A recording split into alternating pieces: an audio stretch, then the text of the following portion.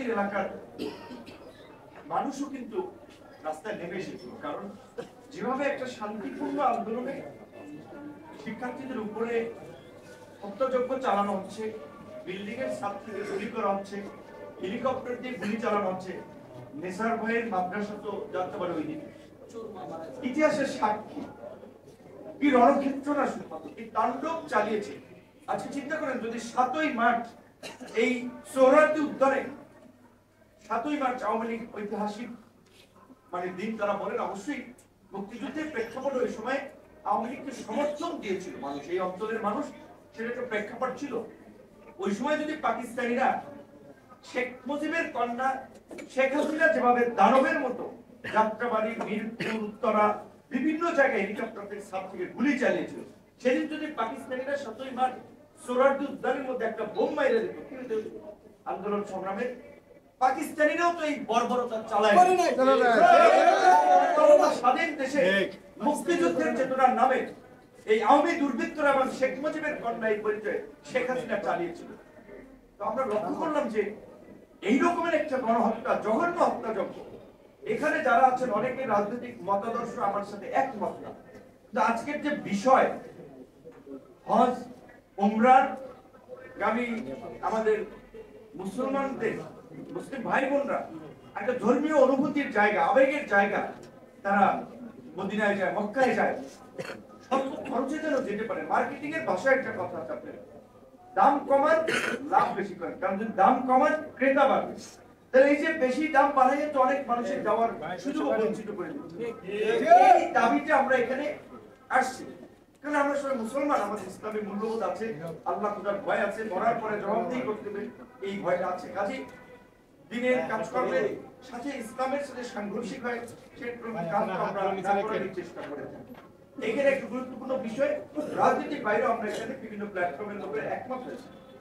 তো আজকে এই হাসিনার পতনে আমাদের রাজনৈতিক মতাদর্শ ভিন্নতা থাকলেও এই হাসিনার বর্বরতার কারণে কিন্তু আমরা সবাই একত্রিত হয়ে রাজপথে এসেছিলাম। সেখানে এখন পর্যন্ত বছর পার হয় নাই, মাত্র 6 মাস পার হয়েছে। এখন আমরা দেখতে পাচ্ছি যে আওয়ামী লীগের এই দুর্বৃত্তদের আস্ফলন, তারা লিফলেট বিতরণ করছে, হরতাল অবরোধ ঘোষণা করছে, রক্তের দাগ শুকায় নাই, আর আওয়ামী লীগ এই দেশে হরতাল অবরোধ করবে, দেশটাকে মগের মুল্লুক থেকে আমরা এতটা দুর্বল হয়ে গেছি।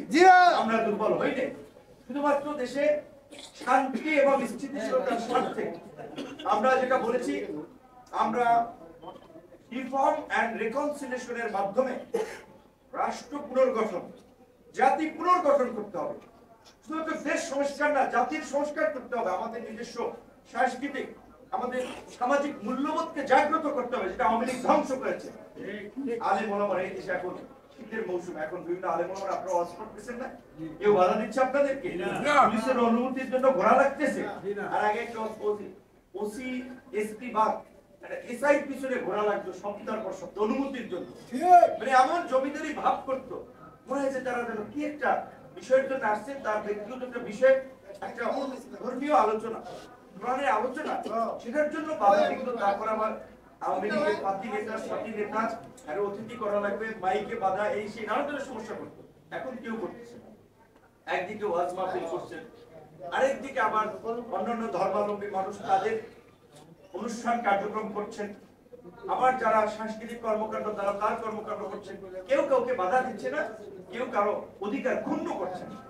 এইটাই হচ্ছে পরিবর্তিত নতুন বাংলাদেশ। সবার স্বাধীনতা রয়েছে, ব্যক্তি হিসেবে, নাগরিক হিসেবে, এই রাষ্ট্রের নাগরিক হিসেবে পার্বত্য চট্টগ্রামের ক্ষুদ্র নৃতান্ত্রিক গোষ্ঠী সম্প্রদায়ের লোকেরাও তাদের অধিকার ভোগ করবে।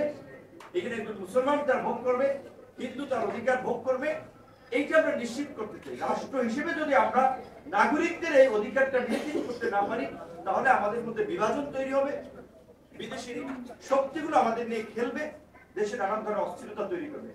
আমরা সকলের অধিকারের প্রশ্নে শ্রদ্ধাশীল, একটা বিষয় আমাদেরকে রাজনৈতিক মত পথের বাইরে গিয়ে পরিষ্কার হতে হবে যে এই জঘন্য গণহত্যাকারী আওয়ামী লীগ এবং তার দোসরদের রাজনীতি এই দেশে চলবে না। রাজনৈতিক ভাবে নিষিদ্ধ করতে হবে। বিএনপি, জামাত, হেফাজত, ইসলামী আন্দোলন, খেলাফত মজলিস, জমিয়াতে উলামা, সিপিবি, বিভিন্ন রাজনৈতিক দল আছে না, বাম ডান, কর্মসূচি করছে, সবাই করবে, কিন্তু গণহত্যাকারী রাজনৈতিক দলের সাথে আমাদের কোনো আপোষ নাই। আমরা লক্ষ্য করলাম আশ্চর্যের সাথে বড় বড় রাজনৈতিক দল আমরা সহযোগী, আমরা ভাই, আমরা সহযোগী একসাথে রাজপথে কার জীবন চলে যায় আমরা জানি না, আমরা লড়াইটা করেছি, কিন্তু ভোটের রাজনীতির কারণে তারা শক্ত কথা বলছেন আওয়ামী লীগকে নিষিদ্ধের প্রশ্নে। যেখানে আমাদের মনে হলো যেটা এভাবে বলেছেন জেলখানায় ভাই টিভি যারা এখানে গেছেন হেফাজতের নেতাদের ভালো অভিজ্ঞতা আছে, আবার কোন আলেম যদি মিথ্যা জঙ্গিবাদের গিয়েছে জেলে যান তার ভালো অভিজ্ঞতা আছে, কি আচরণটা ওরা করে আমাদের সাথেও বিন্দু মাত্র সহানুভূতি দেখায় নাই, জঘন্য আচরণ করেছে। ঢাকা বিশ্ববিদ্যালয়ের বিগ হয়েছে 28 বছর পরে, এখন তাকে নির্বাচন করতে চাই পরিবর্তিত পরিস্থিতিতেও মুখোমুখি ছাত্র সংগঠনগুলো জাহাঙ্গীরনগর ঢাকা ইউনিভার্সিটি কেউ নির্বাচন চায়, কেউ চায় না, ভাইস চ্যান্সেলররা বলছে সংঘাতের আশঙ্কা, লাশ পড়তে পারে এই পরিস্থিতিতে।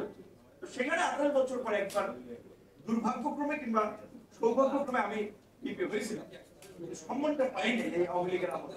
এই ডিবির কার্যালয়ের নিচে মশা গন্ধ, মানে কি যে চরমানবিক পরিস্থিতি। একটা বই পড়তে চাই, বই পাওয়া যায়নি। আমার রুমের ওইদিকে আলেম একজন আলেম আছে, বললাম ওনার সাথে একটু হাদিস কোরআনের আলাপ আলোচনা করে দিন কাটিয়ে দেবে, আমারে ওনার রুমে দিয়ে দেন, ওনারে আমার রুমে দিয়ে দেন, ওইটাও দেয়।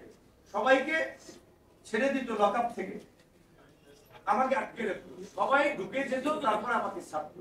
এটা একটা মানসিক টর্চার, কারোর সাথে কথা বলতে পারছি না, মানে 1 ঘন্টা হাঁটার জন্য সুযোগ দেয়।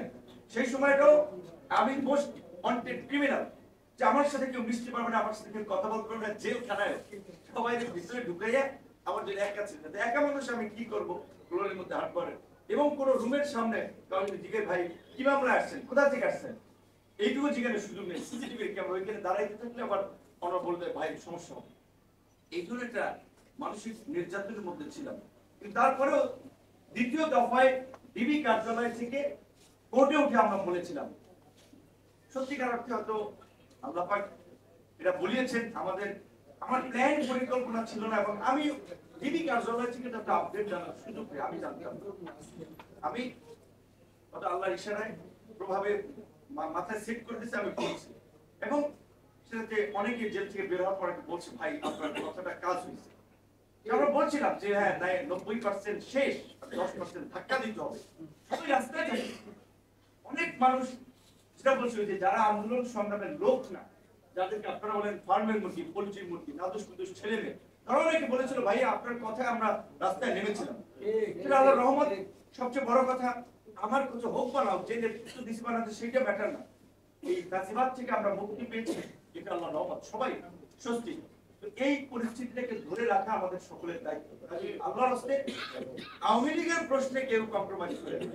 সত্য কথা বলবো, জামাতের মতো দল শক্তভাবে বলছে না যে তারা আওয়ামী লীগের রাজনীতি নিষিদ্ধ চায়, বিএনপির মতো বড় দল বলছে না তারা আওয়ামী লীগের রাজনীতি নিষিদ্ধ চায়। তারা আমাদের সহযোগী, আমরা কারো বিরুদ্ধে বলছি না। এই আন্দোলনের গত 16 বছরের সবচেয়ে মজলুম দল বিএনপি এবং জামাত, তারা কিন্তু খুব জোরে সোরে বলছে সরকার সিদ্ধান্ত নেবে, অমুকে করবে, আমরা এই সরকার গঠন করেছি, আমরা সমর্থন দিয়েছি বিধায় এই সরকার হয়েছে। আমরা যদি না চাইতাম যে না আমরা এই সরকার মানি না, তাহলে তো টিকতে পারতো না। হাসিনাকে বলছি যে মানি না, তাই টিকতে পারেনি। সুতরাং আমাদের একটা রাজনৈতিক ঐক্যমত সমঝোতা সিদ্ধান্ত থাকবে না যে আমরা সবাই আওয়ামী লীগের রাজনীতি নিষিদ্ধ চাই, কোন দলে আওয়ামী লীগকে পুনর্বাসনের জায়গা দিবেন না।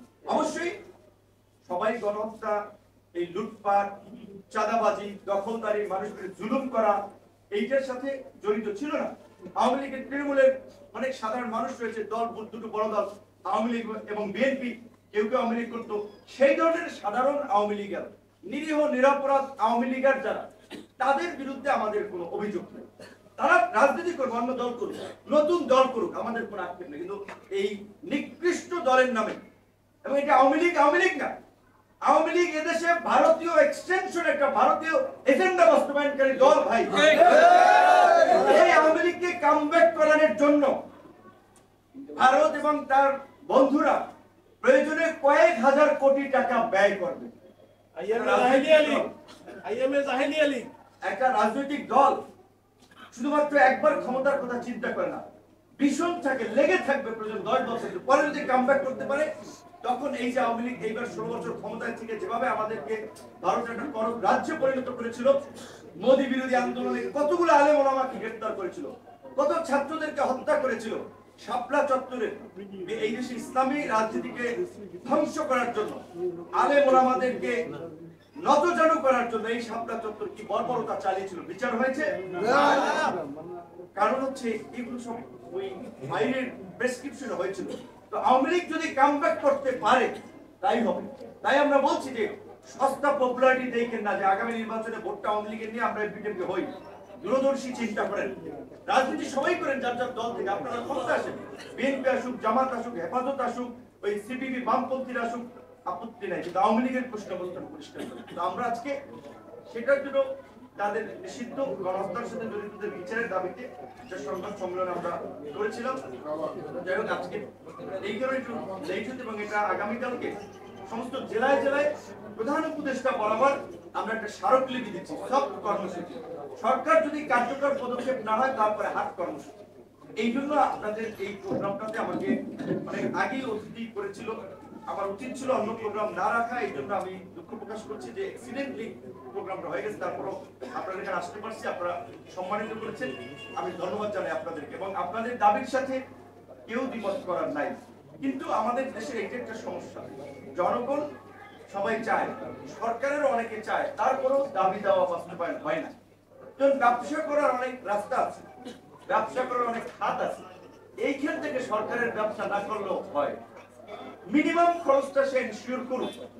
সেখানে যেখানে আপনার এই গত বছরও আপনার 65 থেকে 80,000 ছিল, সেখানে হঠাৎ করে এখন এই যে দাম বেড়ে 1,20,000-25,000 হয়ে গেল, ডাবলের মতো হয়ে গেছে। আপনাদের এই হজ উমরার বিমান ভাড়া বেড়েছে, এই যে আমরা কথা বলছি, এটা কমানো দরকার। আমরা বলেছি মানুষ তার সৃষ্টিকর্তার সাথে আত্মসংযোগ স্থাপন করার জন্য, নবীর প্রতি ভালোবাসার জায়গা থেকে, ইসলামের নির্দেশনা অনুযায়ী তারা এই হজ এবং উমরাতে যায়। একটা মুসলিম কান্ট্রি এইখানে জুলুম চাপাই দিতে পারে না, দাম বাড়াই বাড়াই যে মানুষ যেন না যাইতে পারে, নিরুৎসাহিত করা। অবশ্যই সরকারকে এই সিদ্ধান্তে সরে আসতে হবে, একেবারে সর্বনিম্ন খরচ। এবং আমরা মনে করি ভারত থেকেও যায়, আমাদের পার্শ্ববর্তী অন্যান্য দেশ থেকেও যায়, 60 থেকে 80,000 টাকা খরচে যাওয়া সম্ভব। সুতরাং আপনি কেন বেশি নেবেন, এত বেশি নেবেন? আমরা অবশ্যই ধর্ম উপদেষ্টা তো আপনাদের মানে লাইনের লোক, আশা করি তিনি বিবেচনা করবেন। কিন্তু এখানে আরেকটা সবার চেয়ে মানে কি বলবো, বসের বস আছে, এরকম উপদেষ্টার চেয়েও বড় শক্তিশালী গ্রুপ আছে সিন্ডিকেট। ওইখান থেকে সত্যি কমিশন সবাই অনেকে খায়, অনেক লেভেলে খায়, একেবারে আপনার মন্ত্রণালয়ের পিয়ন থেকে শুরু করে সচিব পর্যন্ত। রাজনৈতিক সরকার আমলে মন্ত্রীরাও পাইতো, এখন এই উপদেষ্টা পায় কিনা আমি জানি না। উপদেষ্টা নেওয়ার কথা, উপদেষ্টারা না নিলেও তার আশেপাশে যারা আছে তারা কমিশন ছাড়বে না। একটা মন্ত্রণালয় দেখাতে পারবেন না যে যেখানে ঘুষ চলে না, যেখানে তদবির চলে না। পরিবর্তন আমরা বলছি না যে পরিবর্তন হয়েছে, কিন্তু ঘুষ, তদবির, দুর্নীতি ছাড়া কোনো মন্ত্রণালয় ফাইল চলে না। এখন সরকার শুরুর দিকে এসে বলেছিল না, সরকারি কর্মচারীদেরকে 30 নভেম্বরের মধ্যে তাদের সম্পদের হিসাব দেওয়ার জন্য, সরকারি কর্মকর্তাদের হিসাব দেওয়ার জন্য কয়জন দিয়েছে? সরকার কি নিশ্চিত করতে পেরেছে তাদের সম্পদের হিসাব? সরকারের উচিত ছিল এখানে স্ট্রিক্ট থাকা। সরকারি কর্মকর্তা কর্মচারীরা কেন সম্পদের হিসাব দেবে না? একই সাথে এটা সরকারের জন্য আমি মনে করি নৈতিক একটা প্রশ্ন তৈরি হয়েছে। একই সাথে তারা বলেছিল যে উপদেষ্টাদেরও সম্পদের হিসাব দেওয়া, কেন এতদিন সময় লাগবে? তাহলে কি তারা লুকোছাপা করছে কিছু? উপদেষ্টা হয়েছে এক করে, আপনার তো ট্যাক্স ফাইল আছে সবাই প্রতিষ্ঠান মধ্যে, কেন আপনারা এতদিনের সম্পদের হিসাব দিলেন না? কি লুকাচ্ছেন না সম্পদ বাড়াচ্ছেন? এটা আমাদের জানতে হবে এবং আমরা এই জবাব চাবো। আপনাদেরকে বসিয়েছি, তার মানে আপনাদেরকে দায় মুক্তি দেই নাই। সুতরাং আমরা অবশ্যই বলবো এই সরকারি কর্মকর্তা কর্মচারীদের এবং উপদেষ্টাদের দ্রুত সময়ের মধ্যে তাদের সম্পদের তথ্য বিবরণী প্রকাশ করতে হবে। এই তাহলে যদি কিছুটা ঘুষ, দুর্নীতি, এই চিত্রটা বন্ধ হয়। আমরা আশা করি এই হজ এবং উমরার সিন্ডিকেট সহ বিদেশ যেতে সিন্ডিকেট, এবং বিশেষ করে আমাদের প্রবাসী বাইরে, দুঃখজনক আপনারা অনেকে জানেন, আমরা কথাগুলো বলতেছি, এতদিন তো আওয়ামী লীগের আমলে রাস্তায় দাঁড়ানো তো খালি এগুলো নিয়ে কাজ হতো না, এখন কিছুটা সরকারকেও চাপ দিয়ে আমরা করাতে পারবো। চাপ আমাদের বিদিত, আমাদের দাবি আছে যে আমাদের প্রবাসী ভাইরা বিল্ডিং নির্মাণের কাজ করে, খেতে খামারে কাজ করে, শ্রমিক যারা হাড় ভাঙা পরিশ্রম করে মরুর দেশে, বিভিন্ন দেশে, তারা এখান থেকে যেতে আপনার 5 থেকে 6 লাখ 7 লাখ টাকা খরচ দেয়। অথচ লিগ্যাল যদি খরচ দেখেন মাত্র তারা যে কোনো দেশে 1 থেকে 1.5 লাখ টাকা দেওয়া সম্ভব। আর এই যে 6 থেকে 7 লাখ টাকা, এই যে নব্য জমিদার এই চোরেরা এই টাকার কমিশন নেয়। গতবার দেখেছেন না, নিজাম হাজারি, অর্থমন্ত্রী লোটাস কামাল, সালমান এফ রহমান, এই সমস্ত এই আপনার শক্তিশালী লোকগুলো, উঁচুতলার লোকগুলো সিন্ডিকেট করছে। এইবার আমরা শুনতে পাচ্ছি ওই সিন্ডিকেট এত শক্তিশালী, সব ক্ষেত্রে এখনো সিন্ডিকেট বলবৎ আছে। কোন সিন্ডিকেটের গায়ে সরকার হাত দিতে পারে না, কারণ সরকার দুর্বল হয়তো পারতেছে না। যে কারণে আমরা আজকে দাবি জানিয়েছি, যদি আপনারা দুর্বলতায় ভোগেন, রাজনৈতিক নেতৃবৃন্দকে নিয়ে, সাহসী নেতৃবৃন্দকে নিয়ে উপদেষ্টা পরিষদ পুনর্গঠন করেন, কিন্তু সিন্ডিকেটের 14 গোষ্ঠী উদ্ধার করতে হবে। সেটা বিমানের ক্ষেত্রে, হজ উমরার ক্ষেত্রে, বিদেশে কর্মী পাঠানোর ক্ষেত্রে, স্বাস্থ্য ক্ষেত্রে, বিভিন্ন ক্ষেত্রে সিন্ডিকেটের গোষ্ঠী উদ্ধার করতে হবে। এই সরকারকেই সেটা করতে হবে। রাজনৈতিক সরকার তো সিন্ডিকেট পালে, সিন্ডিকেটকে সমর্থন দেয়, কারণ রাজনৈতিক দল চালাইতে, নেতা কর্মী পালতে তারা টাকা পয়সা খরচ করে। তো এই জন্য আমরা বলছি এই রাজনীতির আমরা একটা পরিবর্তন চাই। সেই ক্ষেত্রে আমাদের যে সমস্ত ভাইরা আছেন এখানে, আলেম ওলামা থেকে শুরু করে সচেতন মহল, আজকে সামাজিক ভাবে আমাদের একটা জাগরণ তৈরি করতে হবে। ভালো মানুষের নেতৃত্বে সমাজ পরিচালিত হতে হবে। চোর, বদমাইশ, গুন্ডা, দুর্বৃত্ত, মাফিয়া, চাঁদাবাজ, দখলদারদের নেতৃত্বে এই সমাজে আর চলতে দেওয়া আমাদের দল গণ অধিকার পরিষদ, চাক প্রতীকে নিবন্ধিত দল। আমাদের দল আপনাদের সবাই করা লাগবে না, সবাই করবেন, এটা বাস্তব। নেসারি ভাই ভালো মানুষ, তার সাথে থাকেন, সে কোথা থেকে নির্বাচন করলে তাকে ভোট দেন, হৃদয় ভাই কোথা থেকে নির্বাচন করলে তাকে ভোট দেন, জামাতের প্রার্থী থাকলে তাকে ভোট দেন। আমার কথা, আপনার তো আল্লাহ বিবেক বুদ্ধি দিয়েছে, ভালো মন্দ যাচাই বাছাই করে যারা ভালো কাজ করে, ভালোর সাথে থাকে, সেই সমস্ত মানুষগুলোকে সমর্থন দিয়ে আগামীতে সমাজ এবং রাজনীতিতে একটা পরিবর্তন আনেন। আমরা এটা চাই, আমাদের এই প্রত্যাশা। সবাই ভালো থাকবে, সুস্থ থাকবেন। আল্লাহ।